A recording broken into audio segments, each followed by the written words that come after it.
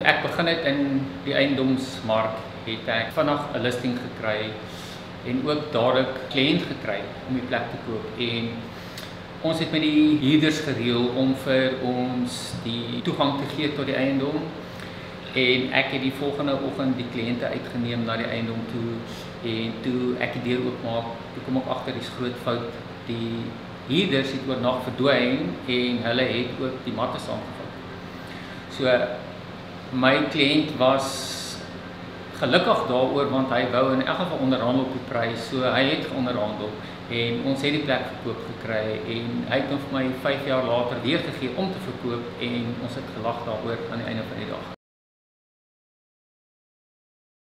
Ligging is baie belangrik, want dit beïnvloed jou herverkoop aan die einde van die dag.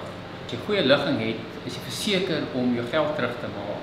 Ligging is belangrik want die mense koop rondom skole.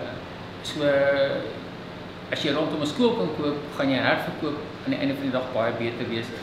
Ja, baie van die huise lyk sleg van buite af, maar verf doen wondere om die plek net te verniet en dit lyk net 10 keer beter nadat die huis geverf is. Maar vir my is my ligging, ek dink my sleutel as ek na eiendom kyk.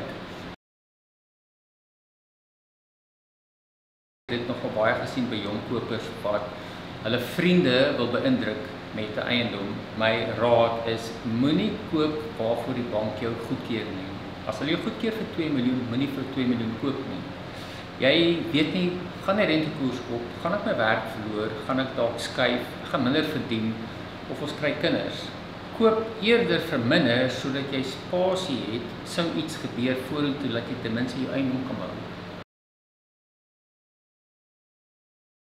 Die eiendomsmark het my getrek al vir jare. Ek was in diens van die Noordwes Universiteit in 2008 en ek het voor dit begin belangstel in die eiendomsmark en ek het in 2008 bedank. Die volgende dag begin by 'n eiendomsagentskap, weet nog steeds, ja, dit is soos die see, golwe op en af. Dis nie maklike werk nie, maar is baie lekker werk. Betalende werk aan die einde van die dag. So ja, ek dink nie ek doen dit omdat ek moet doen nie. Ek doen dit omdat ek graag wil doen en dit vir my lekker is om te doen.